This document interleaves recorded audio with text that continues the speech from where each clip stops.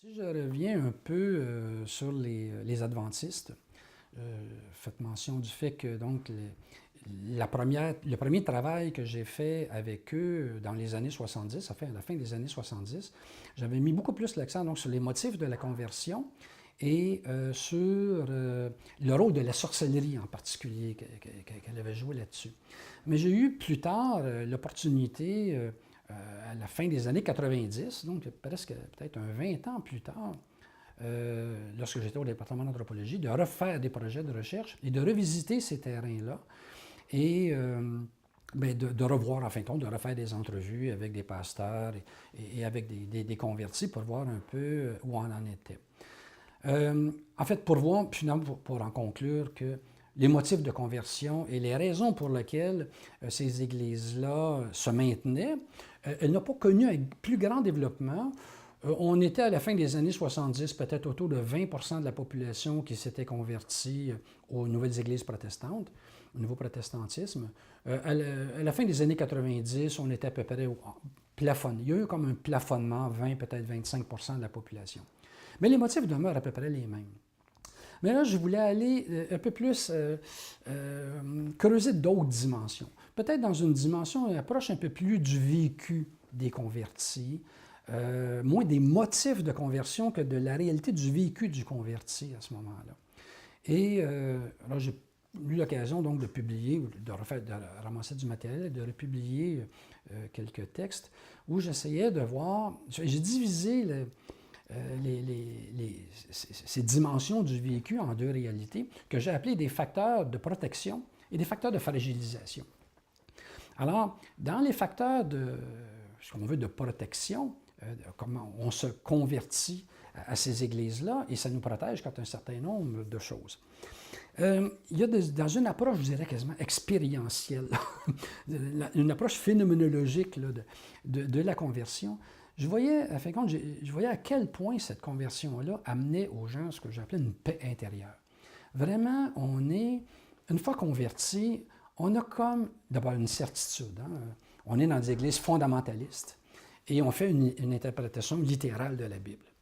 Et là, évidemment, à partir du moment où on est convaincu que la Bible a réponse à tout, et que, par la parole de Dieu, etc., la Bible nous dit comment vivre en société, comment vivre notre vie de couple, notre vie de parents, notre vie de citoyen, notre vie sexuelle et tout. Toutes les réponses, elles sont là. Il y a comme une quiétude qui s'installe chez des gens, et surtout dans un contexte néocolonial où il y a des tensions raciales, évidemment entre blancs et noirs, à la Martinique, comme dans toutes les Antilles, finalement, comme partout aux Antilles. Des tensions politiques extrêmement fortes entre, d'un côté, un nationalisme, du côté de, entre autres, Martinique et Guadeloupe, des mouvements nationaux, indépendantistes même, qui se développent, versus, évidemment, un État français très centralisateur, mais qui, en même temps, apporte beaucoup d'argent. Et là, il y a des tractations politiques qui sont déchirantes pour cette population-là. Et dans la conversion à ces églises, à ces nouvelles églises-là, il y a donc une abdication par rapport au rôle politique. Hein. Le salut éternel compte beaucoup plus que le salut terrestre. Et la politique, c'est du salut terrestre. Et tout ce qui est de considération matérielle et terrestre, ça ne nous intéresse pas. On laisse ça aux politiciens, on laisse ça aux militants, aux syndicats, etc. Nous, ce qui compte, c'est la communauté religieuse, enfin la communauté des adventistes ou des évangélistes ou des baptistes, parce que j'ai travaillé aussi sur ces groupes-là, même si j'ai moins publié sur eux. Mais l'interprétation, elle s'applique à toutes ces nouvelles églises protestantes, là, églises de petits groupes là, qui foisonnent à ce moment-là. Alors donc, il y a ce refuge, cette paix intérieure que la conversion procure. Et je voyais dans quelle mesure c'était apaisant pour les gens. Les gens se promènent avec la Bible, l'objet Bible, dans la main et ça les sécurise. Il y en a qui dorment avec la Bible dans leur lit pour faire des beaux rêves, enfin pour avoir une quiétude, etc. Et cette Bible-là répond à toutes les incertitudes. Incertitudes par rapport au travail, Dieu pourvoira à tout. Incertitudes par rapport à l'avenir politique de la Martinique. Incertitudes par rapport à plein de choses, finalement. Alors donc, la conversion est un peu donc un refuge, je dirais quasiment psychologique, là, qui donne une quiétude. En même temps, évidemment, ça renforce l'estime de soi, ça donne un sentiment de pouvoir. Je voyais de quelle façon, dans certains de ces convertis-là, par exemple, j'ai vu ça beaucoup, je le voyais beaucoup dans les années 70 en particulier, où les gens allaient dans les églises, les réunions de prière, adventistes par exemple, tout en étant presque analphabète, ou en tout cas un alphabète fonctionnel. Et là, on prie en petits groupes de 8 à 10 personnes, et à tour de rôle, chaque semaine, quelqu'un est mandaté pour faire lire des passages de la Bible, les interpréter, les commenter. Et là, des gens qui n'avaient jamais eu droit à la parole, donc, s'efforçaient maintenant de faire de la lecture et même de commenter, de faire des commentaires dans ces petits groupes-là, ce qui leur donnait une assurance, une estime de soi, une valorisation finalement. Alors, donc, ça devient aussi un refuge contre un peu un désespoir ou une mauvaise estime de soi, une faible estime de soi comme telle.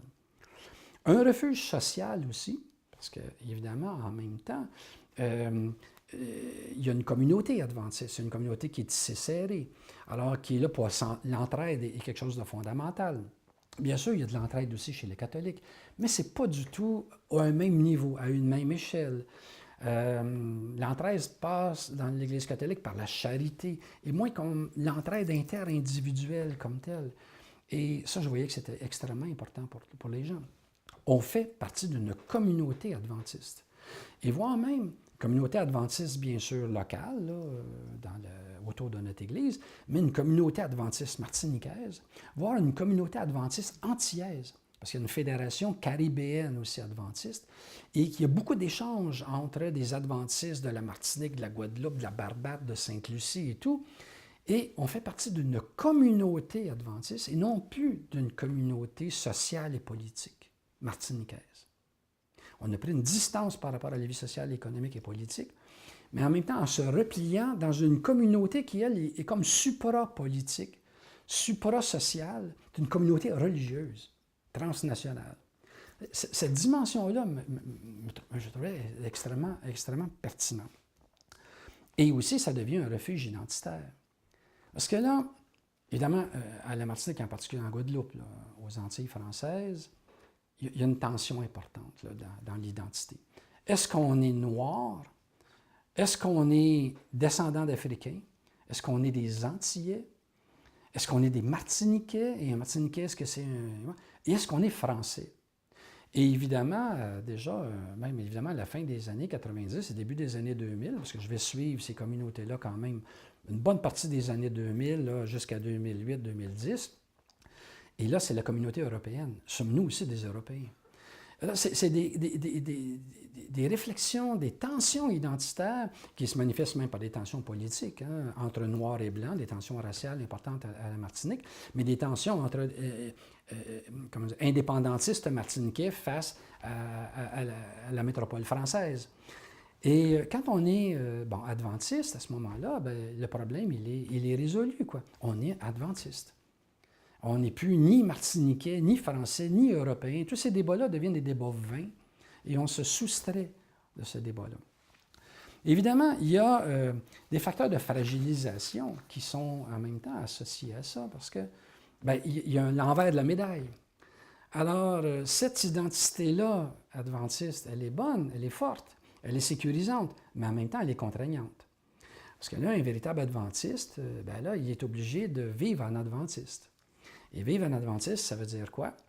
Aucune relation sexuelle prémaritale, pas de relation sexuelle extra-conjugale, ce qui est une hérésie dans le contexte antillais, absolument inimaginable. On ne peut plus manger de porc, dans une société où le porc... En fait, ce sont les interdits alimentaires de la Bible que la communauté juive, par exemple, va suivre. Et plusieurs de ces interdits-là, par rapport à certains crustacés et tout, ces interdits-là vont à l'encontre des traditions culinaires antillaises. En même temps, défense d'aller au cinéma, défense d'aller au zouk, dans les soirées de danse, danse antillaise. La danse est un lieu de perversion. On interdit aux jeunes d'aller dans des danses antillaises. Et même dans les années 70, on interdira dans les églises adventistes de parler créole, alors que la créole est la langue maternelle. Bon, à peu près tout le monde parle un français très correct, aujourd'hui impeccable, mais au début des années 70, il y avait encore des gens qui avaient un français un peu plus lourd, mais on oblige les gens à parler français, qui est une approche qui va, à la fin des années 90, il va y avoir l'Église adventiste va lâcher du lousse un peu là-dessus, lâcher du lest, parce qu'on voit que ça, même les jeunes adventistes vont commencer à contester ça un peu. Et donc, il y a un prix à payer. Hein? Il faut abdiquer par rapport à plusieurs des symboles forts de l'identité antillaise pour devenir un adventiste transnational, membre d'une communauté non plus ethnique, mais une communauté religieuse. Et ça ne sera pas vécu facilement par tout le monde. Et bon, il y a des gens pour lesquels c'est une préoccupation quotidienne mineure, mais dans certains cas, j'ai même vu des cas extrêmes, c'est bien sûr, on ne va pas généraliser, mais des gens qui, ça conduira à des dépressions. Parce que les gens se sentent vraiment marginalisés d'abord dans leur communauté. Déjà dans un village, dans une commune, il y aurait des adventistes, il y aurait des catholiques. Et souvent, c'est des clivages qui sont à l'intérieur même d'une famille étendue, voire même dans une famille restreinte. Il va y avoir donc un clivage communautaire, une séparation, je ne dirais pas un apartheid, mais il va y avoir un clivage sur une base religieuse de la communauté dans laquelle les gens vivent. Et ça ne sera pas toujours vécu de façon très facile par les gens. Et bien évidemment, le refuge identitaire, c'est intéressant, mais il y a un prix à payer pour la société antillaise. Alors là, la défense de l'identité à martiniquaise, la défense des valeurs créoles sera remis en cause, et même de la langue créole sera remis en cause un peu là, par cet interdit de parler créole dans les églises. Et évidemment, il va s'en suivre aussi un désengagement social et politique. Évidemment, on va carrément recommander, par exemple, aux adventistes de ne pas aller voter. Les votations, c'est déjà se préoccuper de préoccupations terrestres. Et ce qui compte, c'est le salut éternel. Alors donc, je mettrais plus l'accent dans ces années-là sur une analyse un peu plus, expérientielle de la conversion et de ces églises-là, et voir comment ils arrivent à gérer ça, sans oublier, évidemment, l'arrimage et les impacts que ça peut avoir au niveau social et politique. Mais il est très clair qu'on n'en est plus simplement à une analyse des motifs personnels de la conversion. Là, j'arrivais un peu à réfléchir à la religion dans les rapports, vraiment l'interface que ça aura entre le vécu quotidien, l'ancrage du converti dans son monde social, dans son monde culturel, et les impacts sociaux et politiques que ça peut avoir. Enfin.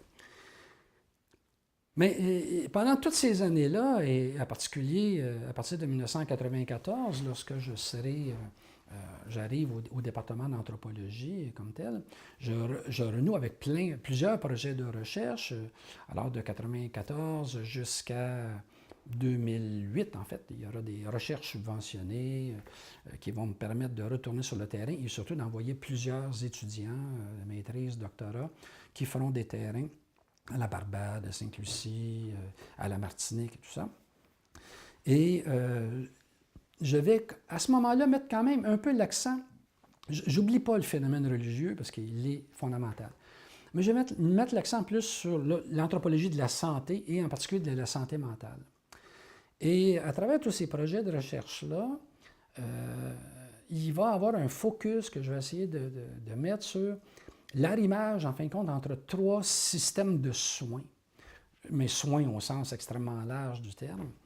Alors, la biomédecine, bien entendu, Évidemment, là, c'est très, très différent à la Martinique qu'à Sainte-Lucie. À la Martinique, on a pour 400 000 habitants près de 50-55 psychiatres, sans compter les psychanalystes et les psychologues. Alors, il ne faut pas oublier qu'on est en France, bien entendu. Et d'abord, il y a les ressources financières pour ce faire. C'est un système médical français et médicalisé, biomédicalisé très fortement, avec la psychanalyse, évidemment, qui cohabite à côté de la psychiatrie. Alors que, par exemple, à Sainte-Lucie, pour 250 000 habitants, on a un psychiatre. Alors là, Sainte-Lucie, qui est une île indépendante, avec un niveau de vie moindre, et la Martinique et l'île voisine, avec un niveau de vie beaucoup plus élevé, et même chose en Guadeloupe, là, même chose que la Martinique. Mais donc, il y a un système biomédical qui est très présent. Alors, lorsque les gens ont des problèmes de dépression, ou des problèmes de psychose comme tel, ou d'anxiété, enfin, ou de troubles de la personnalité, tout ça, alors ils peuvent s'adresser, bien sûr, aux médecins et aux psychiatres, qui sont, mais là, d'une accessibilité. D'abord, c'est un système public de santé, donc une gratuité des soins, et qui est une situation extrêmement différente de Sainte-Lucie, où on est dans un système un peu mixte, où il y a quand même un peu de frais à payer pour les adultes, et surtout une accessibilité aux soins de santé, entre autres à la psychiatrie, qui est nettement moindre, là, c'est bien évident. Alors ça, c'est un premier système. Le deuxième système de soins, c'est la quimboiserie, la sorcellerie. Alors là aussi, il y a une préoccupation. Les quimboiseurs offrent des soins, bien entendu. On peut aller voir un quimboiseur, moyennant, évidemment, là, on est dans un système privé de santé. La sorcellerie, c'est un système privé de santé qui coûte extrêmement cher. C'est des centaines, voire des milliers d'euros, voire des dizaines de milliers d'euros que les gens vont payer pour soigner une jeune fille psychotique, un enfant dépressif ou une conjointe ou un conjoint dépressif. Et donc, mais la quimboiserie devient un secteur alternatif, de médecine alternative, si on veut, mais qui vont jouer un rôle majeur dans la thérapie des problèmes de santé mentale. Et le troisième secteur de soins, c'est le rôle des églises. Les églises, et en particulier des églises, les nouvelles églises protestantes, où les pasteurs se donnent comme une véritable mission d'un salut de l'âme, mais aussi un salut sanitaire, un salut du corps et de l'esprit. Et on mettra l'accent dans ces églises-là sur les fonctions thérapeutiques de la prière, mais de la prière en groupe d'ailleurs. Hein. On va à l'hôpital en groupe pour prier au chevet d'un malade, etc. Et par la prière, et l'intercession aussi dans certaines églises, entre autres les églises évangélistes, des pasteurs qui se donnent un peu des pouvoirs de guérisseurs en même temps, comme d'ailleurs des prêtres. Dans l'Église catholique, une mouvance charismatique, où il y aura certains prêtres catholiques charismatiques qui seront appelés à une fonction de soins, qu'ils refusent de faire parce que là, c'est très mal vu du Vatican, etc. Mais dans certains cas, il y a des prêtres qui vont passer pour des très grands guérisseurs, mais qui sont donc des prêtres catholiques. Donc, mes recherches vont mettre l'accent sur... Donc, on est en anthropologie de la santé dans une logique de pluralisme médical, c'est le concept de pluralisme médical, où on essaie de mettre l'accent non pas sur les croyances liées à la santé, à la maladie d'une façon simple, sur le point de vue de l'individu, mais c'est une anthropologie de la santé qui met l'accent sur le cheminement, les trajectoires de soins, les cheminements thérapeutiques qu'un individu va vivre au cours de sa vie, bien sûr, mais en particulier dans un épisode vécu de maladie.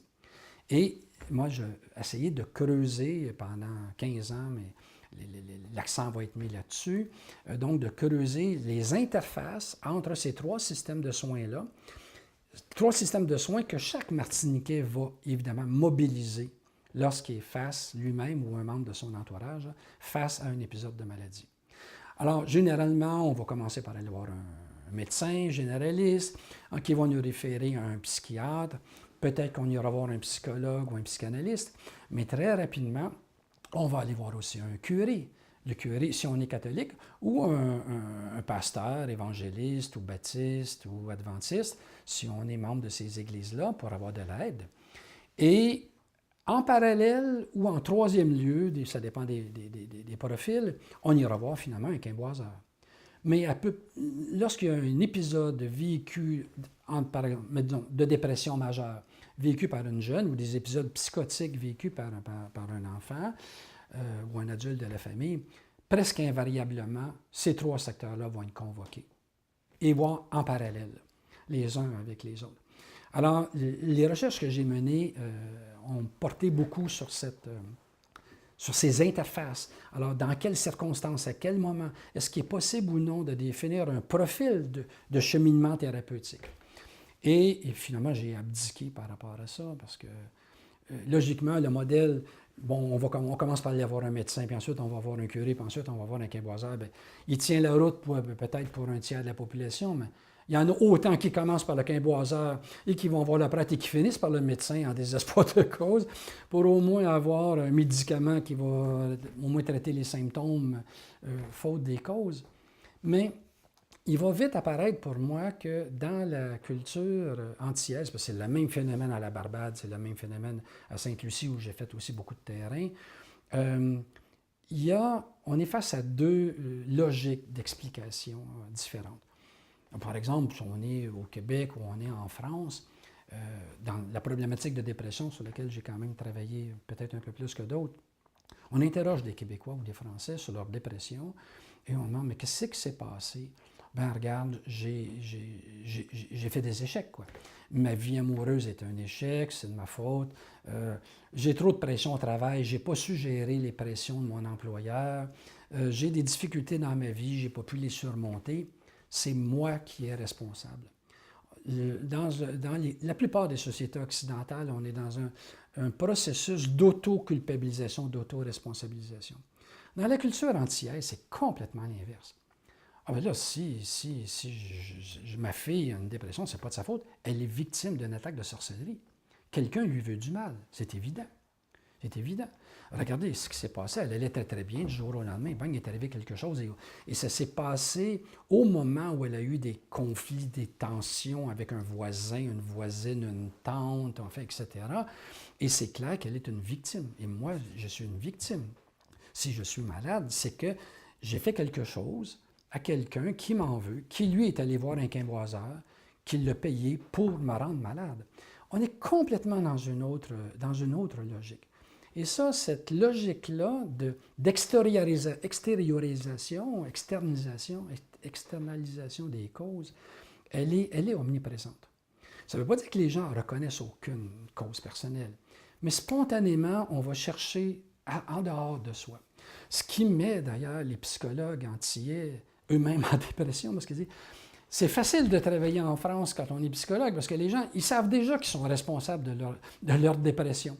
Alors qu'ici, il faut travailler des années avant que les gens se rendent compte que s'ils ont un problème de couple ou un problème, peut-être qu'ils ont trompé leur femme à multiples reprises. Il y a peut-être une petite part d'eux-mêmes dans tout ça.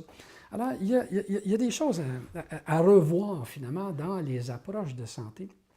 Alors, ces 3 systèmes de soins-là cohabitent, mais comme cohabitent aussi de multiples systèmes d'interprétation et d'explication du système. Alors, évidemment, dans ces recherches-là, comme tout autre anthropologue de la santé, je vais prendre une distance par rapport à la notion de diagnostic psychiatrique. L'anthropologie médicale est assez critique par rapport aux versions des dictionnaires psychiatriques officiels, que ce soit la Classification internationale de la maladie ou le Diagnostic and Statistical Manual de l'Association psychiatrique américaine. Et en anthropologie, et c'est moi un concept que j'ai beaucoup utilisé, on travaille plus avec la notion d'idiome de détresse, qui est une notion moins fermée que la notion de diagnostic basé sur une sommation de symptômes, présence ou absence de tel ou tel symptôme, observés en situation clinique. La notion d'idiome de détresse présuppose que dans chaque société, dans le domaine, disons, de la santé mentale en particulier, chaque société possède un langage de la détresse. La détresse est une communication. Quelqu'un qui a une dépression, par exemple, la dépression est une façon de communiquer à lui-même et à son entourage et à la société qu'il vit des difficultés. Et chaque société, chaque culture a son propre langage, ses propres signes par lesquels il va communiquer, et il va exprimer son malaise, il va l'identifier et il va l'expliquer. Alors, j'ai retenu à travers ces recherches-là, et c'est un peu à ça que j'arrive dans un bouquin que j'ai intitulé Détresse créole. Dans ce bouquin-là, j'avais synthétisé, en fin de compte, une quinzaine d'années de recherche en anthropologie de la santé. Je vais aussi mobiliser les recherches que j'ai faites sur les adventistes déjà dans les années 70. Et je vais arriver, très sommairement, là, à identifier, par exemple, une série d'idiomes d'identification des termes par lesquels on va nommer les problèmes de santé mentale. Alors, un exemple, Ababa, par exemple, qui est un terme créole qui va désigner plus une personne qui est un peu mentalement, un enfant mentalement un peu retardé. Il va y avoir des notions, un qui est vraiment fondamental, la notion de gros poil, qui est une genre de dépression extrêmement forte vécue par des gens qui va amener la personne même à la limite, on va parler en créole de gros poil international, qui est une forme de dépression sévère qui peut conduire même jusqu'à la mort à ce moment-là, où la personne, en créole, ils vont dire « muntala ka descende », une notion de descente là, de la personne physique et mentale. Physiquement, la personne ne se nourrit plus, ne se lave plus, etc. Et bon, bref, je fais donc un inventaire de l'ensemble de ces termes créoles qui définissent tout un ensemble de formes que peut prendre la détresse psychologique au sens large. Donc, on sort des dictionnaires psychiatriques, là, comme tel, pour englober l'ensemble des formes mineures, mais aussi sévères, de détresse psychologique que les personnes vivent. Ensuite, j'identifie la façon dont ce qu'on va appeler les idiomes d'interprétation ou de communication. Alors, dans certaines sociétés, entre autres dans le cas antillais, ça sera des symptômes plus hallucinatoires. Les gens vont avoir des hallucinations auditives, vont aussi avoir des délais verbaux, même en situation de dépression, ce qui crée plusieurs problèmes de confrontation, parce que souvent ces délires-là verbaux sont associés à des psychoses, alors qu'on est face à plutôt des problèmes de dépression que de psychose, de schizophrénie par exemple. Il y a confusion des genres. Et je vais analyser aussi des idiomes que je vais appeler d'explication. Et là, le quimbois revient, la quimboiserie, comme explication de la détresse. Les phénomènes d'envie, de jalousie et le rôle des mauvais esprits qui sont présents. Alors, dans cet ouvrage-là, je vais essayer de synthétiser donc, tout le matériel que j'ai pu accumuler, moi, à travers moi-même peut-être 150, 200 entrevues que j'ai fait moi-même pendant toutes ces années-là, mais aussi des centaines d'entrevues que des étudiants, de mes étudiants ont fait, maîtrise et doctorat, Barbade, Sainte-Lucie, Martinique, entre autres, là, pour faire un peu ce bilan-là. Mais de façon transversale, j'en arrive à proposer une ethno-épidémiologie et ce que je vais appeler une troisième voie en anthropologie, mais ça, je vais pouvoir y revenir un peu plus tard sur d'autres domaines, mais ça va devenir une obsession pour moi.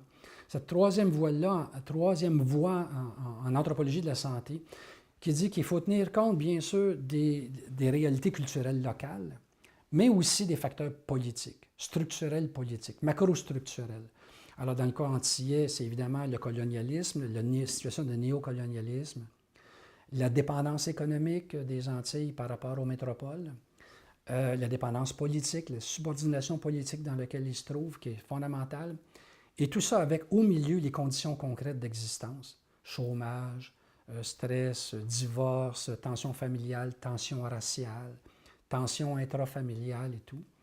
Et le grand défi de l'anthropologie, c'est ça que j'essaie de définir dans ce bouquin-là, puis dans d'autres que je vais faire plus tard.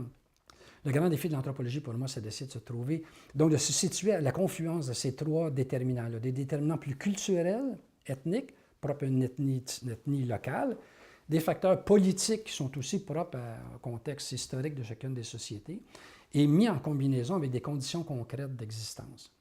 Et c'est à ça, finalement, que mes recherches, vers ça qu'elles ont porté. Je ne sais pas si j'y suis arrivé, mais enfin, bon, bref.